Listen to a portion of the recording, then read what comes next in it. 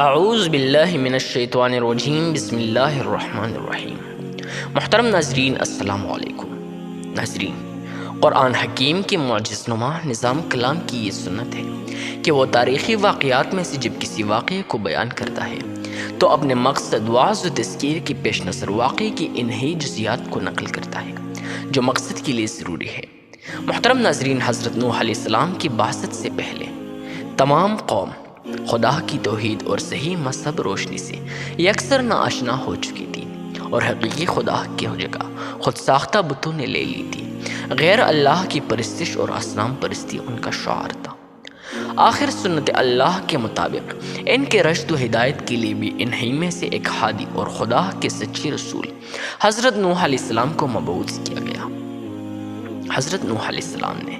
اپنی قوم کو راہ حق کی طرف پکارا اور سچے مذہب کی دعوت دی، لیکن قوم نے نہ مانا اور نفرت و حقارت کے ساتھ انکار پر اصرار کیا۔ امراء اور باطل قوم نے ان کی تکذیب و تحقیر کا کوئی پہلو نہ چھوڑا اور ان کے پیرو نے ہی ان کی تقلید پیروی کے ثبوت میں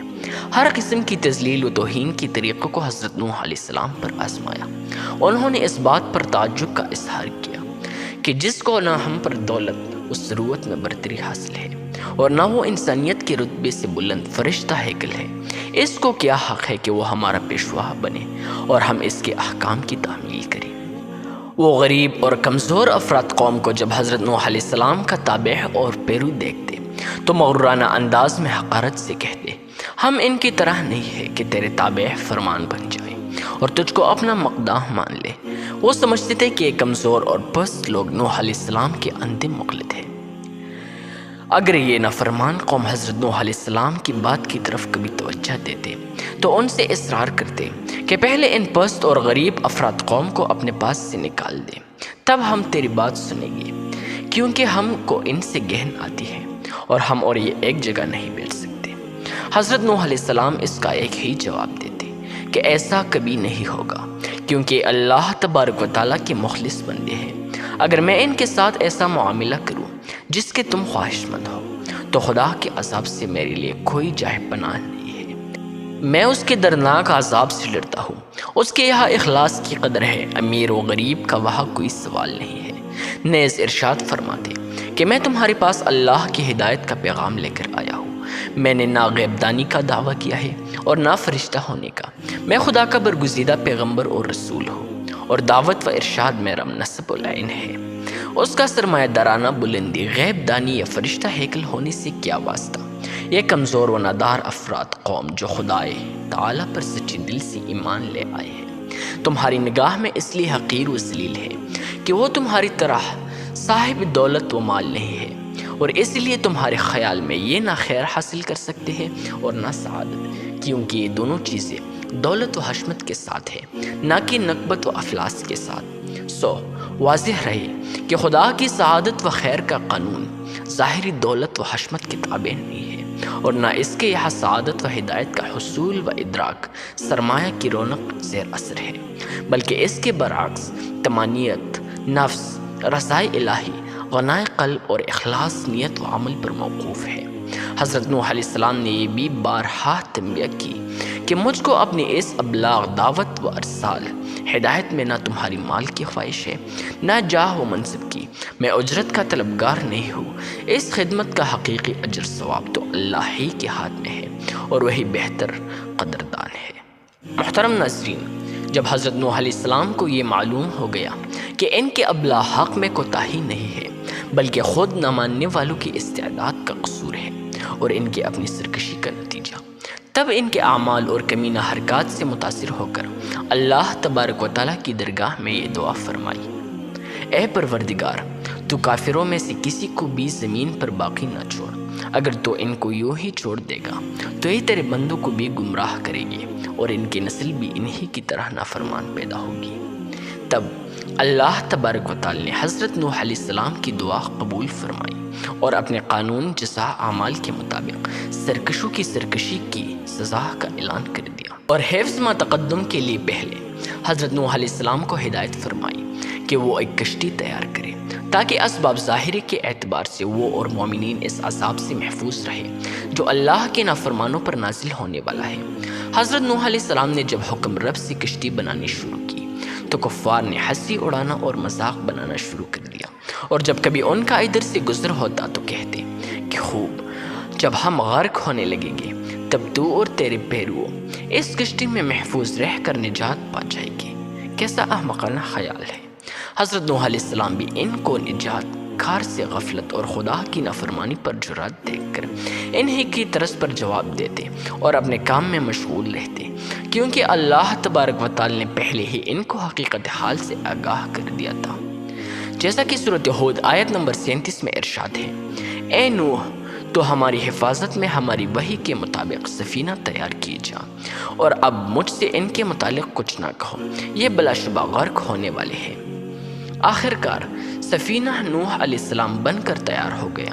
اب خدا کے وعدہ عذاب کا وقت قریب آیا، اور حضرت نوح علیہ السلام نے اس پہلی علامت کو دیکھا جس کا ذکر ان سے کیا گیا تھا، یعنی زمین کے تہہ میں سے پانی کا چشمہ ابلنا شروع ہو گیا۔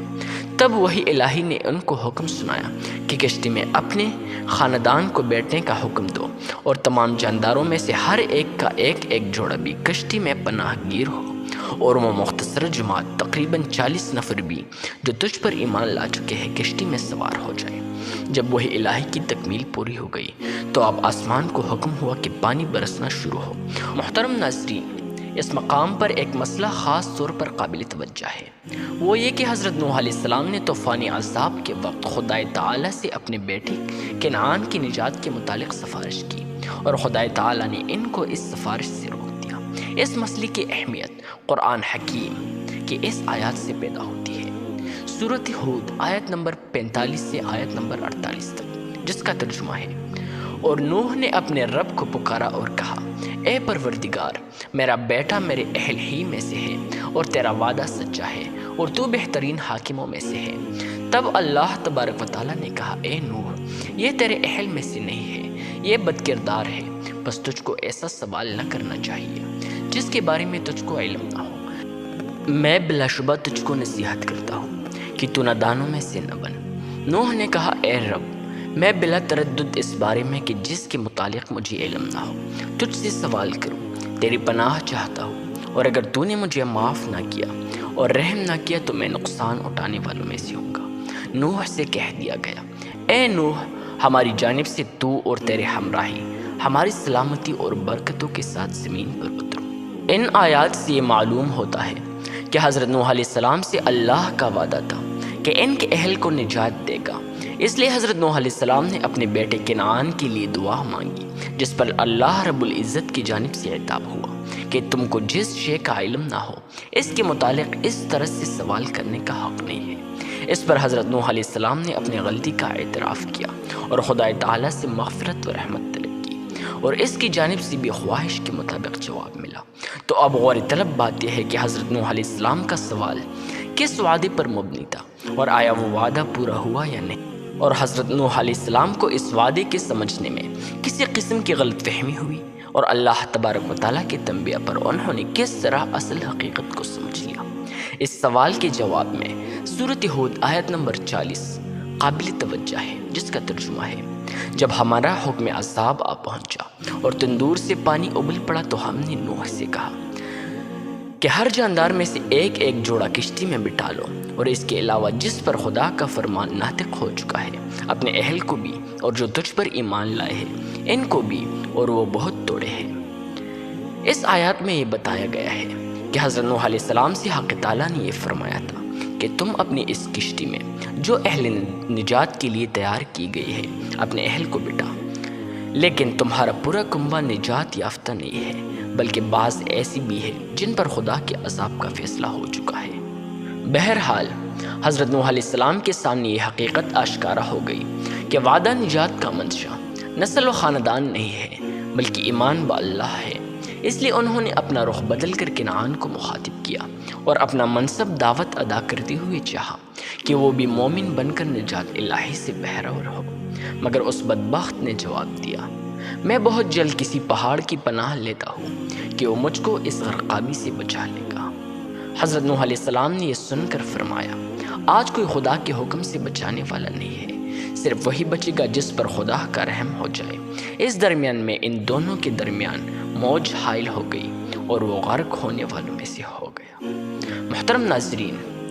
جب حکم الہی سے عذاب ختم ہوا تو سفینہ نوح جودی پر جا کر ٹھہر گیا، جیسا کہ سورۃ ہود آیت نمبر 44 میں ارشاد ہے، اور حکم پورا ہوا اور کشتی جودی پر جا ٹھہری، اور اعلان کر دیا گیا کہ قوم ظالمین کے لیے ہلاکت ہے۔